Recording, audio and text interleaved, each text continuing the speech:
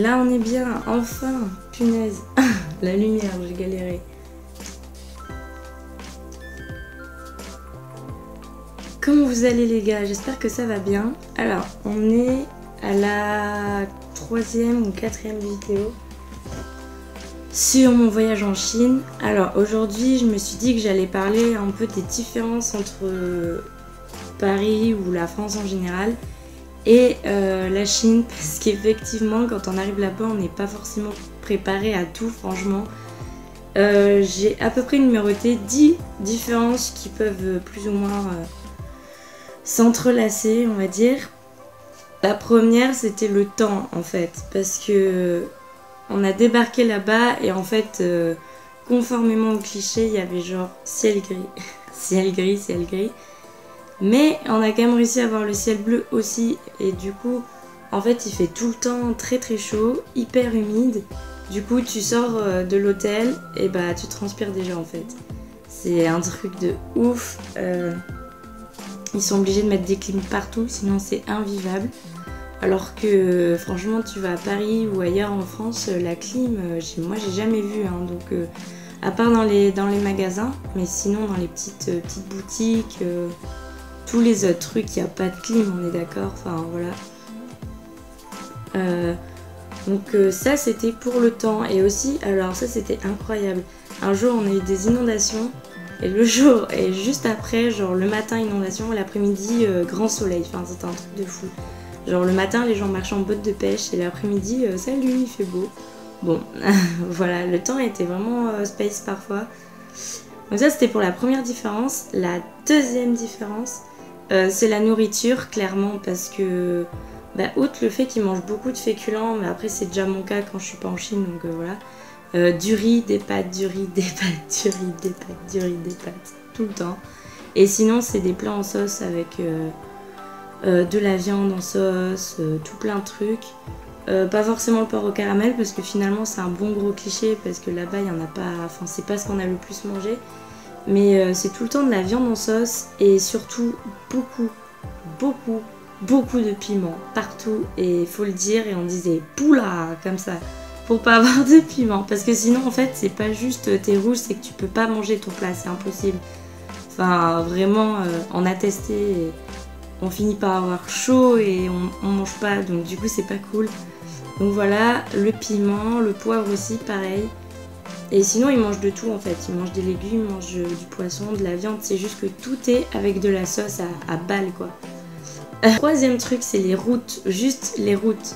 Genre tu vas en Chine, t'as des routes juste énormes, il y a 3-4 voies et toi petit touriste tu ne le sais pas. Mais sur une voie en fait, les voitures ne s'arrêtent pas et toi tu te dis bon bah je vais passer safe et tout, tranquille, tu marches sur la route. Et en fait, tu te fais mais presque écrasé en fait. Voilà, tu viens d'arriver, t'es déjà mort, c'est génial. Et non, mais sans rigoler, c'est ça en fait. Et on s'est rendu compte qu'il fallait faire vachement gaffe et limite passer avec d'autres gens, comme ça au moins t'es safe. Enfin, perso, je me plaignais de Paris, c'est 3 fois pire, 15 000 fois pire, je sais pas comment faut le dire. Mais en tout cas, franchement, laissez tomber, genre. Au feu vert, je me suis fait presque faucher par un taxi à ça quoi. J'ai passé à ça de ma jambe, donc bon, t'es pas trop bien quand ça t'arrive, tu te dépêches quoi en général. Donc les routes, moi ça m'a vraiment choquée, et puis les passages piétons aussi où t'as le feu rouge à 15 km, tu sais que t'as 15 km à traverser et que t'attends 3 minutes et t'as 30 secondes pour traverser avec le minuteur qui fait 30, 29, 28 et toi t'es là, comme ça sur la route, c'est n'importe quoi. Et puis souvent ils conduisent comme des gros tarés aussi. Quatrième truc, c'est les gens là-bas, ils sont pas du tout pareils que nous, ils ont pas de préjugés. Nous on s'est dit qu'on allait débarquer dans une super troupe qu'ils allaient nous juger parce que par rapport à eux on a un niveau inférieur. En fait ils s'en foutent, enfin globalement ils travaillent, on travaille et voilà, enfin on n'a pas le même niveau et c'est tout. Enfin, ils sont pas du tout pareils, en fait, ils sont super gentils, accueillants, mais en même temps, ils sont hyper timides. Donc du coup, c'est hyper compliqué d'avoir des conversations avec eux. Parce qu'en plus, ils parlent pas anglais là-bas. Et c'est super compliqué du coup d'effectuer une conversation compréhensible de gens civilisés, sans faire des trucs comme ça. Enfin, genre, voilà. Mais sinon, les gens là-bas, ils sont franchement sympas. Là-bas, quand on est européen, franchement, on pourrait se faire rembourser le voyage tellement ils nous prennent en photo, quoi. Et genre, on sort n'importe où, il y a toujours des gens qui prennent des photos de toi. Soit tu le sais, ils te le demandent, soit tu le sais pas, ils te prennent en train de manger des pâtes ou des trucs comme ça. C'est assez hallucinant, je pense que j'ai ma tête 15 fois dans des portables ou des trucs chinois, c'est un truc de ouf. Ça fait trop bizarre et du coup tu reviens à Paris et là tout le monde s'en bat les steaks, c'est assez... Enfin, c'est un truc de malade. Enfin, au début ça va, on rigole d'être pris en photo et à la fin ça devient dur parce que quoi qu'on fasse, en fait les gens ils arrivent, ils te regardent comme ça et tout, c'est chaud. Mais c'est marrant, c'est marrant. Et quand même la raison pour laquelle on est venu là-bas, c'est les entraînements.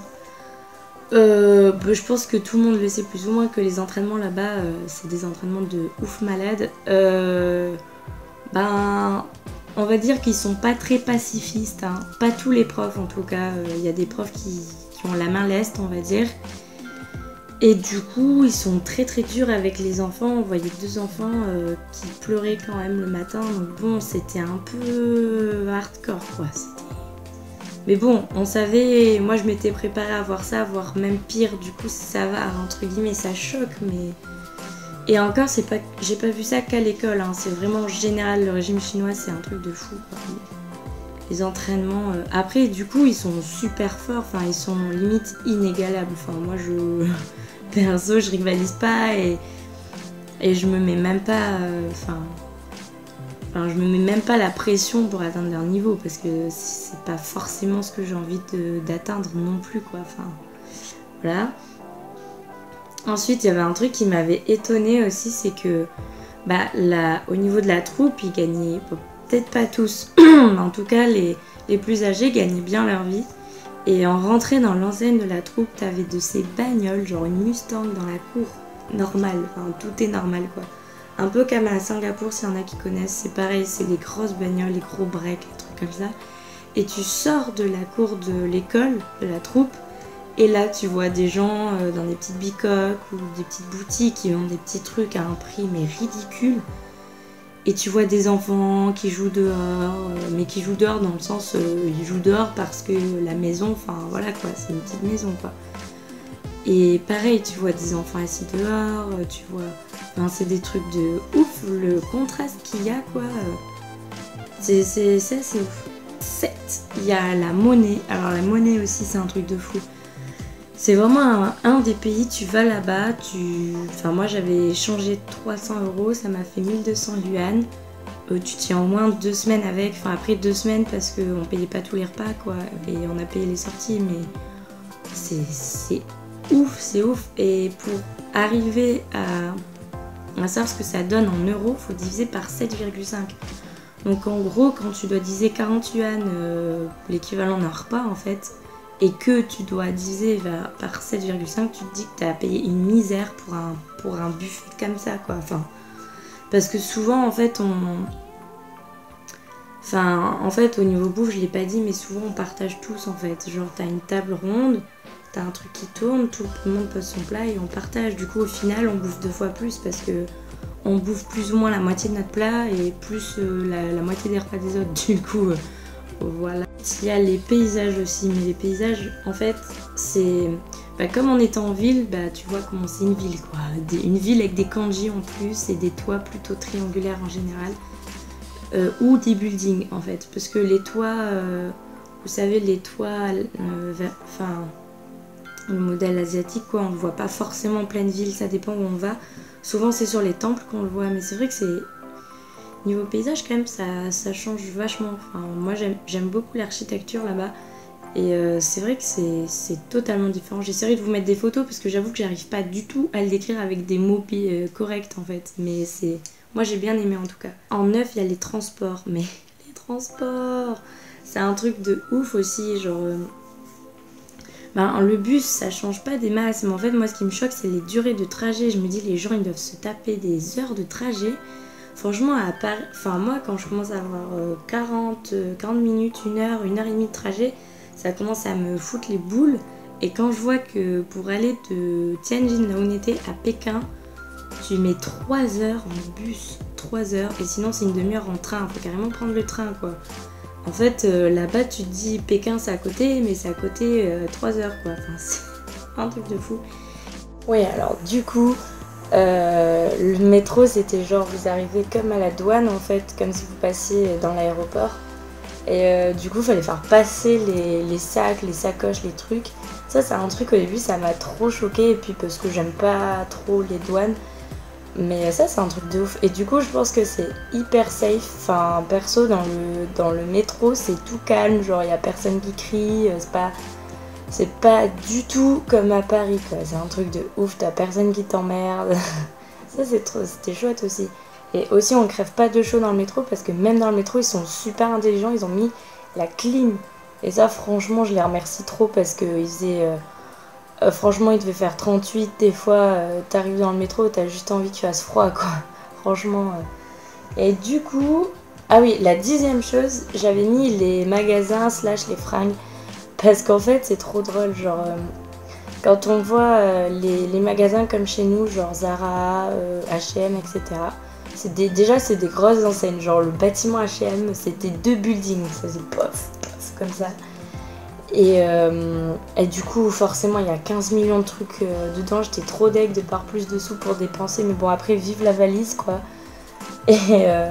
Et après, c'est vrai que c'était pas forcément moins cher qu'en France, quoi. Un petit peu moins, mais pas des masses. Enfin, j'ai pas remarqué une différence de ouf, là.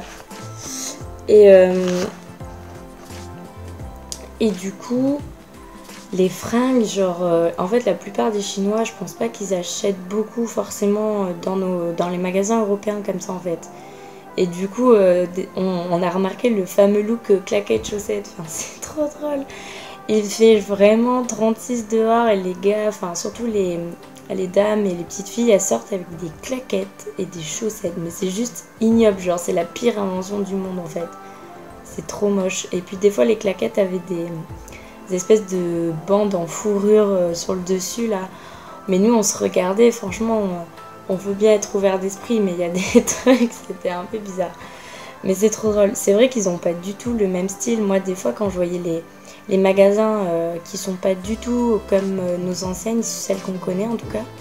Tu vois, de ces magasins, alors soit t'avais l'impression que c'était des habits kawaii, un peu style manga japonais, soit des trucs un peu des années 80 ou des trucs hyper kitsch, genre des trucs avec des plumes, des trucs que jamais tu mettrais même en costume, tu vois.